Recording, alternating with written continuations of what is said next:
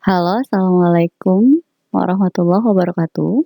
Bertemu saya lagi, kita hari ini belajar tentang bentuk akar. Nah, sebelumnya saya mau tanya dulu nih, gimana kabar teman-teman semua? Semoga sehat walafiat ya. Sorry ya, saya tidak bisa hadir. Semoga materi ini saya sampaikan melalui video, teman-teman bisa menyimak dengan baik dan benar dan bisa memahaminya. Yuk, lanjut aja kita masuk ke materi bentuk akar.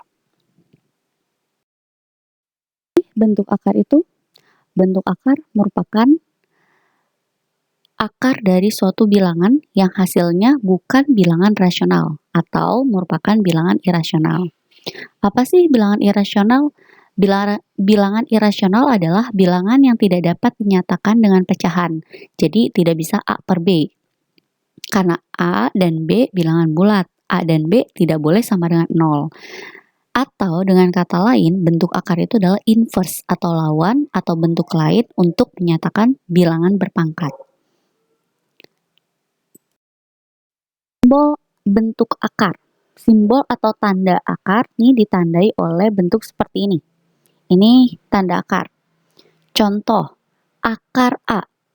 Nah, bentuknya tulisannya akar sama A. Bentuk seperti ini, itu dibaca akar pangkat 2 dari A. Kalau kita kan biasanya nyebutnya akar A. Gitu. Sebenarnya cara membacanya adalah akar pangkat 2 dari A. Jadi, jika tidak ada tanda di sini angka 2, itu tetap dikatakan sebagai akar pangkat 2. Nah, kalau yang ini dibaca akar pangkat 3 dari 2. Kalau yang ini dibaca akar pangkat 4 dari 5. Nah, jadi kita harus melihat akarnya di sini berapa.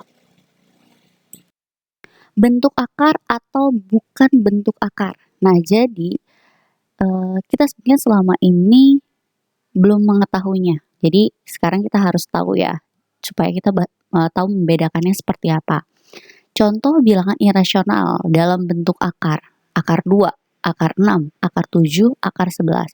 Kenapa ini disebut sebagai bentuk akar atau dinyatakan sebagai bentuk akar bilangan irasional? Karena akar 2 tidak dapat dihasilkan. Akar 6 tidak dapat dihasilkan dan akar 7 tidak ada hasilnya berapa sama dengannya. Akar 11 juga. Nah, sedangkan akar 25 itu bukan bentuk akar. Kenapa hal ini? Karena akar 25 itu sama dengan 5. Nah, 5 adalah bilangan rasional. Nah, di pertemuan sebelumnya saya sudah memberikan catatan bahwa misalnya dari akar 1 sama dengan 1, akar 2, akar 4 sama dengan 2, akar 9 sama dengan 3 dan seterusnya. Nah, itu dikatakan bukan bentuk akar.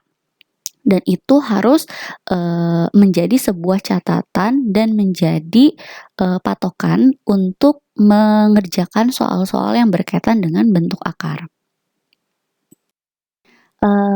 Akar A per B itu bisa dipisahkan menjadi akar A per akar B. Sama catatannya seperti yang di sifat kedua. Contoh di sini akar 2 sama dengan 2 pangkat 1 per 2. Jadi bentuk akar itu lawannya atau inverse-nya dari pangkat setengah atau dari bentuk pangkat. Nah, sama seperti ini, akar pangkat 3 dari 2 itu adalah 2 pangkat 1 per 3. Lanjut ke contoh soal. Ini contoh soalnya masih sama ya.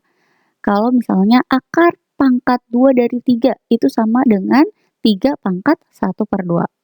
Nah, kalau akar pangkat 3 dari 8, yaitu 8 pangkat 1 per 3, di mana 8 itu bisa kita sederhanakan menjadi 2 pangkat 3.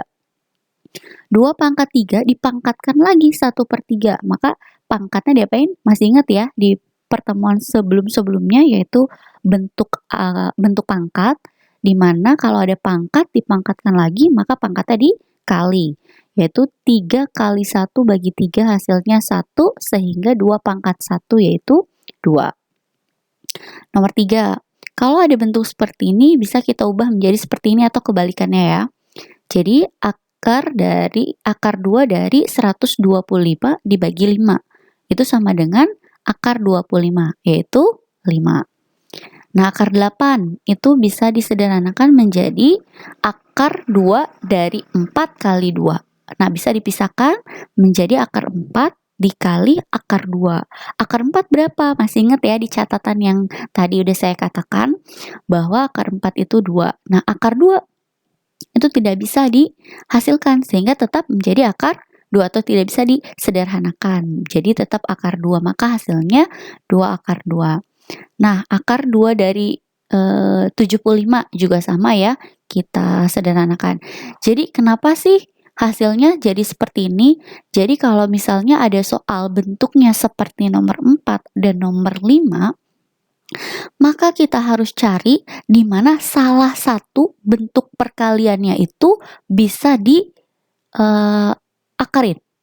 Misal kayak akar 4, 2, akar 25, 5. Nah, misalnya nanti ada yang akar 16 kali 2. Nah, maka akarnya 16-nya berapa?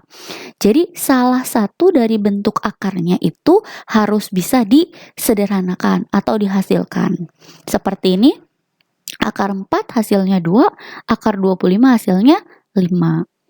Nah, kalau bentuk kayak gini langsung ya bisa dibagi 52 dibagi 4, yaitu akar 13. Nah, akar 13 bisa nggak disederhanakan?